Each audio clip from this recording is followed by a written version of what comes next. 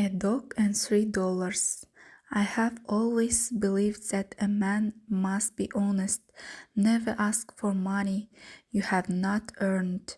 I always said, now I shall tell you a story which will show you how honest I have always been all my life.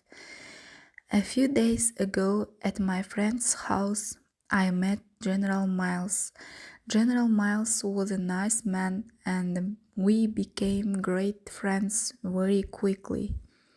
Did you live in Washington in 1867? The general asked me. Yes, I did, I answered. How could it happen that we did not meet then? Said General Miles. General, said I, we couldn't meet then. You forget that you were already a great general then, and I was a poor young writer whom nobody knew and whose books nobody read. You don't remember me, I thought, but we met once in Washington at that time.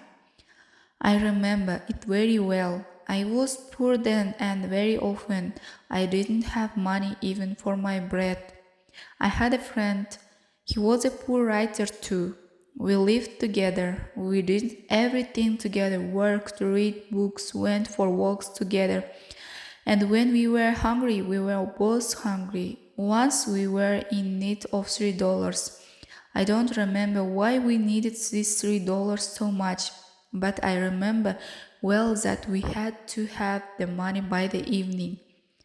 We must get these $3, said my friend. I shall try to get the money, but you must also try. I went out of the house, but I didn't know where to go and how to get the $3. For an hour, I was walking along the streets of Washington and was tired, very tired. At last I came to a big hotel.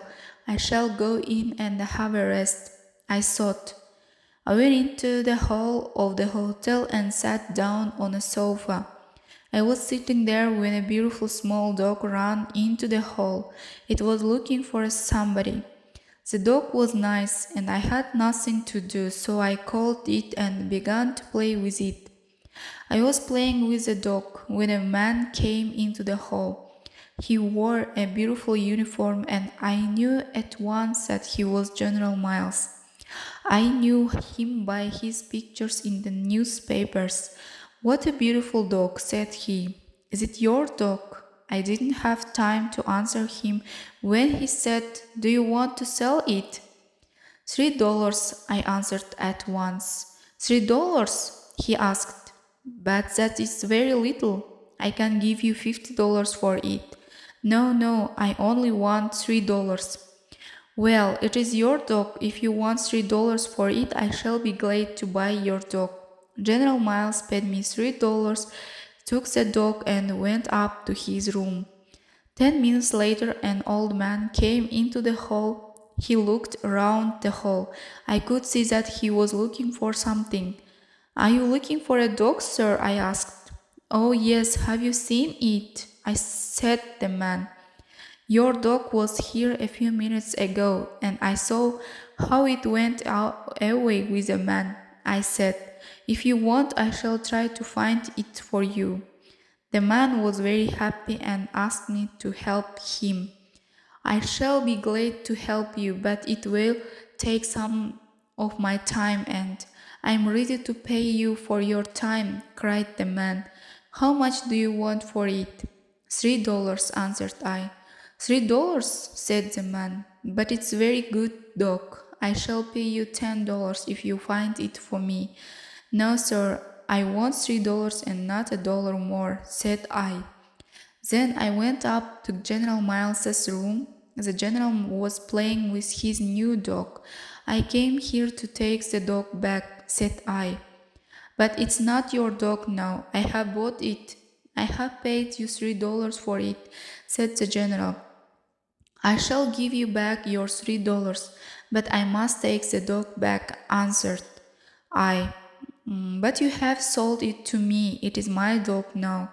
I couldn't sell it to you, sir, because it was not my dog. Still, you have sold it to me for $3. How could I sell it to you when it was not my dog? You asked me how much I wanted for the dog, and I said that I wanted $3, but I never told you that it was my dog. General Miles was very angry now. Give me back my $3 and take the dog, he shouted.